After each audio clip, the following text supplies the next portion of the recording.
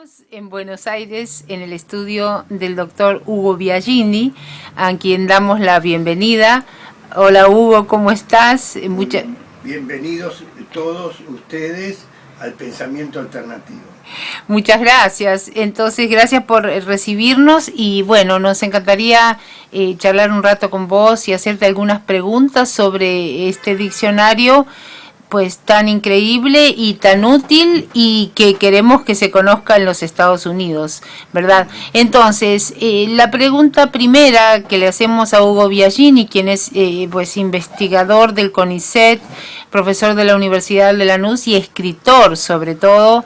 investigador de América Latina, pensamiento latinoamericano y filósofo. Le preguntamos qué es un diccionario de pensamiento alternativo, qué diferencia tiene con una historia de las ideas o con un diccionario de pensamiento latinoamericano. Sí, ¿Por qué es parece una alternativo? contradicción en los términos y más de uno ha puesto un reparo, es decir, si es algo de alternativo significa entre otras cosas, digamos, de no codificable, que no es con una estructura fija y determinada, sino que es lo distinto, lo nuevo, lo variable, etcétera, ¿no? Entonces como que es un producto, un fruto mucho de la imaginación, de la utopía, de lo diferente, ¿no? En un corpus donde está todo, digamos, sí, sistematizado, alfabetizado, etcétera, etcétera, parece una contradicción en los términos, ¿no? De todas maneras, no lo es si pensamos mucho en el porqué de la motivación que nos llevó a nosotros con el maestro Arturo Andrés Roy, uno de los principales filósofos latinoamericanos, que ha existido hasta hace muy pocos años, pero cuya obra sigue siendo objeto de tesis y de toda clase de acercamientos. Bueno, la idea con don Arturo, fue precisamente que frente a una época en la cual se decía que no había nada para oponer al pensamiento, digamos, o a la ideología del establishment, del statu quo, de aquello de lo cual nadie podía demasiado alejarse, en definitiva del modelo neoliberal, del Estado ultramínimo, de los ajustes salariales, de la privatización del mundo, etc. Nosotros quisimos demostrar que se podían recopilar categorías, conceptos, nociones e ideas que precisamente se oponen a eso que se ha llamado el pensamiento único. Frente al pensamiento único, por ejemplo, la McDonaldización de la cultura es un ejemplo de pensamiento único. La neoccidentalización del mundo, el creer que solamente en la cultura occidental, nordatlántica, equivalente al hombre culto, pudiente, europeo, etcétera, etcétera, se encuentra la verdadera civilización, la única verdad posible, etcétera, etcétera. Frente a este auge de la globalización financiera, de lo que representó el consenso de Washington, en cuanto precisamente a llevar adelante ese emprendimiento después de la caída del muro, luego de la finalización de la Guerra Fría, es decir, del conflicto entre el este y el oeste, no es así, surge una ideología triunfalista que viene de alguna manera a reivindicar el espíritu posesivo, el aquel que cuanto más tienes, más vales, sos lo que tenés, el ser importa menos, sino lo que hay que demostrar es que uno ha llegado a acumular, a tener bienes, a ser una persona, como se decía antes, honorable, no es así, patrimonial, que aporta financieramente a la comunidad, en mayor o menor grado, etcétera, etcétera. Bueno, entonces la idea de recoger una serie de conceptos, como dijimos, en una obra, digamos así, metódica, fue en primera instancia una demostración, demostración a supuestas verdades como las que proclamó la señora Thatcher, que fue una de las, de alguna manera, las que junto con Reagan y Pinochet, miren qué personajes, trataron de llevar adelante esa especie de guerra santa, de que se está con Occidente y con el capitalismo a ultranza, o se está fuera del mundo, fuera de la historia. Es el fin de las ideologías, el fin de las utopías, no hay forma de pensar otro mundo posible fuera del que está regido por el mercado, un mercado al cual no hay que ponerle ningún límite, ninguna restricción, porque así es como se lograría el mejor de los mundos posibles, es decir, una especie de libertad para todos, que en el fondo es el libertinaje del zorro en medio de un gallinero, es decir, donde todos terminamos más o menos a las patadas, más o menos devorados por los poderosos, no hay límite, no es así, a las grandes empresas, a las multinacionales, etcétera, etcétera. Lo que es bueno para la General Motors es buena para el país y el mundo.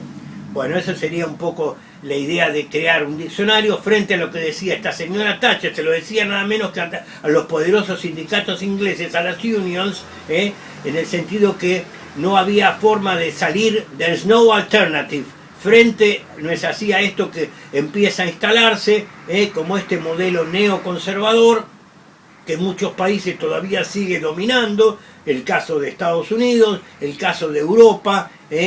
y muchos otros lugares, a diferencia de lo que ocurre en nuestra América Latina hoy en día, que estamos precisamente imbuidos en distintos gobiernos de esa idea de apartarse de la concepción esta mercantilista, de la idea de que el hombre es un lobby para el hombre, y entrar por el camino de la solidaridad, el camino, digamos así, de la justicia social, de la igualdad, de la creencia en la utopía, en la transformación, en lo que creyeron tantos jóvenes en distintas generaciones, es decir, que la posibilidad de cambiar el mundo es algo que estaba en muchas épocas como al alcance de la mano, en el caso, por ejemplo, de los famosos 60 con el Mayo francés, lo que representó en Estados Unidos en esa época también, el mismo hipismo, fue precisamente una especie de reacción frente a la ideología del consumismo, y que a un autor chileno, para representar esa especie de obsesión o de idea fija de adicción, dijo, lo tradujo en una expresión muy gráfica como es aquella de que el consumo me consume, es decir, termino no siendo nada, me transformo en una simple mercancía. Bueno, entonces eso es un poco a grandes rasgos el motivo por el cual nosotros quisimos acá reivindicar algunos conceptos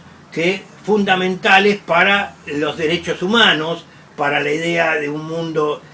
más equitativo, y la posibilidad precisamente de darse algo que como se está dando acá en nuestra América Latina siempre ha sido una tierra de sueños, de esperanzas, es decir, un continente alternativo de suyo, por la cantidad de poetas, de pensadores, de artistas que en efecto apostaban a la imaginación. La novela fue prohibida en la época de la colonia, porque era una forma de pensar de que puede existir otra sociedad, otro mundo distinto al que establece, ¿no es así?, el imperio, la corona, es decir, donde hay que someterse a determinadas cosas, hay que una divisoria de casta, por ejemplo, donde los mestizos o los hombres de color no pueden acceder ni a la escuela elemental. Eso era algo, mostrar que otro mundo era distinto, aunque sea a nivel de la ficción, ya se trataba de algo, no es así, prohibitivo, algo que podía ser sujeto a, considerado una herejía. El pensamiento alternativo tiene muchos aspectos comunes con la herejía. Frente al dogma, frente a algo preestablecido, fijo, y de la cual no podemos movernos ni apartarnos, porque ser sujetos de escarnio, ser sujetos de condena, de persecución, y como ha habido en nuestra América tantas generaciones que han sido inmoladas, luchando precisamente por cosas elementales como el pacifismo, es decir, el evitar las luchas fratricidas entre nuestras propias naciones, y los jóvenes siendo cabecera de lo que se llama esto así muy en términos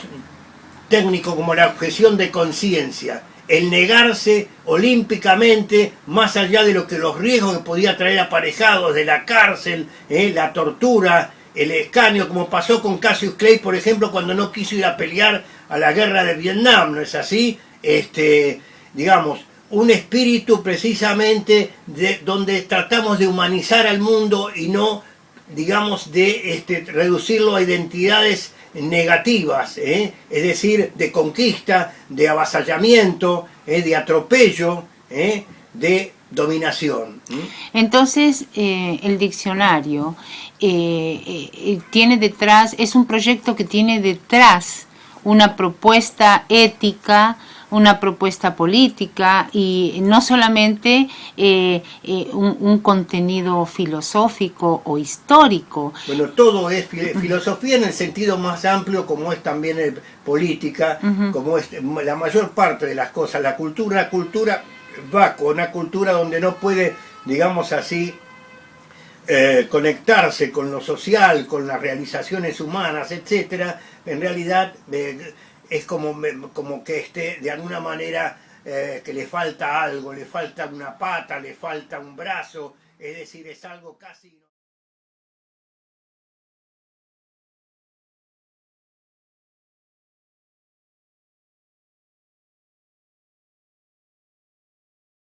Sí. Entonces, llegado a este punto, yo me pregunto que el diccionario de pensamiento alternativo tiene que ver con un proceso de democratización de la educación. Bueno, y de la identidad. Y de la identidad positiva es aquella precisamente que nos permite, no es así, intercambiar, que nos permite, digamos, cada vez tener un mayor, un lugar en el mundo, digamos, no es así, no ser considerado furgón de cola, no ser considerado periférico o tercer mundo, y lo van, claro, ni que hablar, es decir, precisamente donde los márgenes se pasan a ocupar el centro, y lo que antes era el centro, es decir, lo que considerábamos como, digamos, tradicionalmente destinado a lo más consagrado, no es así,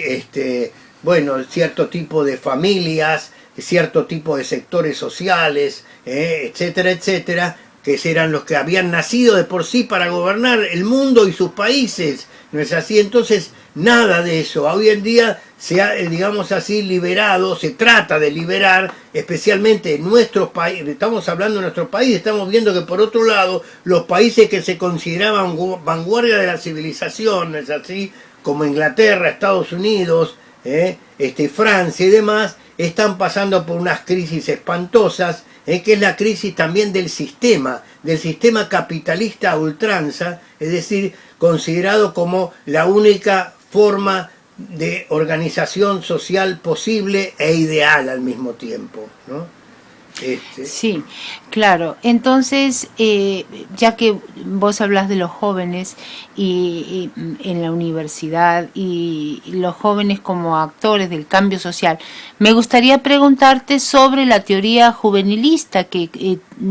respecto a la cual tenés varias publicaciones y libros. Es decir, ya que estamos dirigiendo esta entrevista a los jóvenes norteamericanos, que están interesados en América Latina y que además no solo estudiarla, sino quieren conocerla personalmente y aprender sus lenguas, ¿qué mensaje le dejarías a estos chicos en relación, en fin, con el tema del juvenilismo y su estudio? Claro, bueno, precisamente sería como una de las grandes metas o motivos de estudio, pero al mismo tiempo de reapropiación, de resignificación, este ideario juvenilista, que ha sido expresado por un lado en los hechos, en la práctica, lo que estamos hablando, a través de la historia se ha visto el papel que han ocupado los jóvenes, no solo en las guerras donde los consideraban como algo valioso, sino precisamente en las luchas sociales también, en la emancipación política, etcétera, etcétera, ¿no es así? Entonces, esa especie de formar como fuera el protagonista, uno de los grandes protagonistas históricos del cambio social, la juventud. Estuvieron en las guerras de la independencia, estuvieron, como dijimos hace un rato, en el Mayo francés, en muchos momentos históricos. Y hoy en día, con los indignados, por ejemplo, se está viendo algo así, que es el primer movimiento contra la globalización produjo en Seattle, ¿no es así? En 1999, los nietos de los hippies salieron a luchar contra el Banco de Crédito, contra el Banco Mundial, la Organización Mundial del Comercio, etcétera, etcétera, algo inusitado. Y los tenían que esconderse, salir por las catacumbas, por los túneles subterráneos, digamos así, aquellos que formaban parte de ese staff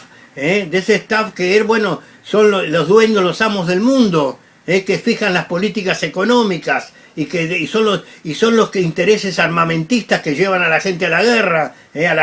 digamos así, a ocupar espacios que no les pertenecen, pero con tal de extraer materias primas, mano de obra barata, etcétera, etcétera. Bueno, contra eso se han pronunciado muchas veces las juventudes de distintas partes del mundo, y los norteamericanos tenían un papel importantísimo en ese sentido, como acabo de hablar con respecto a esta del caso de la lucha contra la globalización, la alta globalización. Por eso, entonces, digamos, el pensamiento alternativo y este diccionario que recoge esa iniciativa y la sistematiza y la divulga, apuntaría a una nueva universidad mucho más popular, mucho más abierta, pero también con injerencia en el cambio social. Es decir, como que la universidad ya no sería un sitio en donde se estudia teóricamente los problemas del mundo, sino que habría como una especie de participación contemporánea a los hechos sociales. Claro, es decir, que tendría una voz cantante, nada menos. ¿Dónde podemos esperar que se resuelvan los problemas de desarrollo, no es así, los problemas tecnológicos, etcétera, si no es a partir de los que más saben, de los que han estudiado, de los que no es así se han preparado para eso? Pues no, justamente son los que menos cuentan, los más capacitados. No se tiene la universidad como institución pública, generalmente se pasa por alto, no es motivo de consulta ni del Fondo Monetario Internacional, que son los que rigen los destinos, no es así, de la mayor parte de las naciones, y que nos endeudan hasta el techo, y con deudas infinitas que tienen que pagar las generaciones enteras, y no logran salir nunca de ese círculo vicioso de la dependencia económica, cultural, tecnológica, etcétera, etcétera. Entonces, el día que las universidades puedan ser objeto de, como se decía, la casa de la esperanza, porque es aquellos que pueden dar una mirada mucho más objetiva e imparcial acerca de cómo se deben tratar las cosas. Por las cosas entiendo la naturaleza, entiendo también y el las arte personas, claro, y también el arte, la cultura. Desde ya, por eso mismo, estaríamos mucho mejor si los que gobiernan gobiernan así los estados, gobiernan las ciudades, etcétera, etcétera, fueran gente salida de la universidad, pero no olvidada de lo que se enseñó en la universidad, esa universidad concientizadora, una universidad comprometida, no es así, con las causas populares, comprometida también para luchar contra la injusticia. A eso me refiero de universidad, no solamente una cuestión, como una especie de templo así del saber, impoluto, ¿no? Indiferente.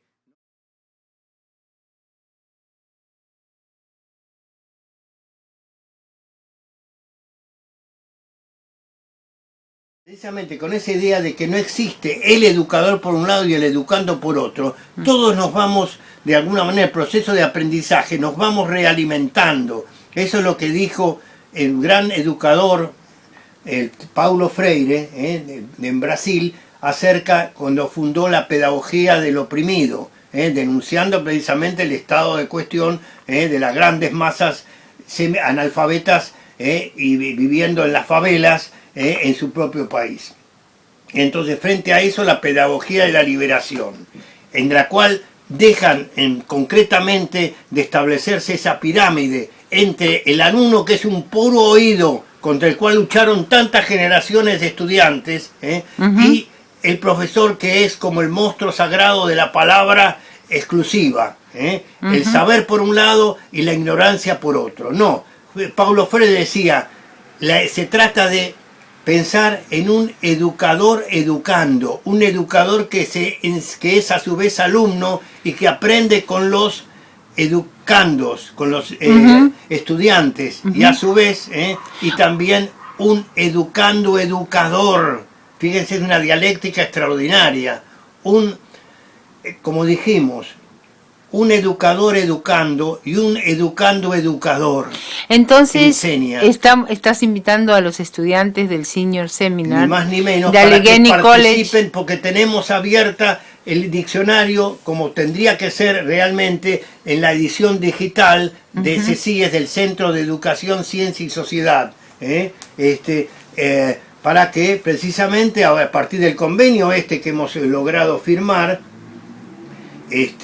con el college de ustedes y CECIES, la posibilidad de que vengan a este país, porque es un diccionario que está sobre todo montado en la necesidad de mostrar de que hay un pensamiento posible en los distintos sectores o capas populares, en distintas edades, etcétera, etcétera, y que no hay patente de sabio en ningún aspecto, ¿te das cuenta?